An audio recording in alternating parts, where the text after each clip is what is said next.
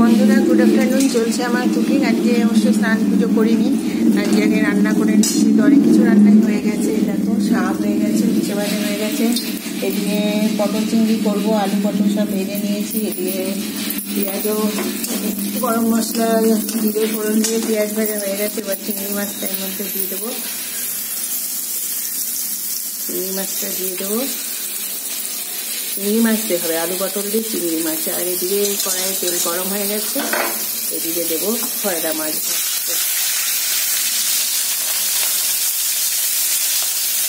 তো চলছে আমার কুকিং। সানডে, আজ সানডে, সানডের দিনের আমার লাঞ্চের মেনু আমি রেডি করছি। চলছে আমার কুকিং।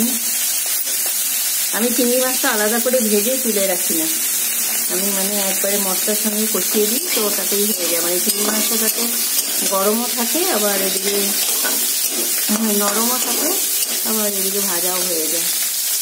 এই যে এটা হবে সর্ষে বাটা দিয়ে। সর্ষেটা এখনো বাটা হয়নি, তো বাটবো। তো এই হচ্ছে আমার আজকের রান্নার মেনু। এদিকে মশলাও রেডি করে নিয়েছি, এই যে মশলাটা রেডি করে নিয়েছি, জিরে, শুকনো লঙ্কা, আদা।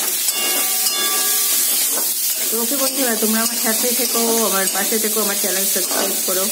Have a good day, enjoy your Sunday lunch. Tata.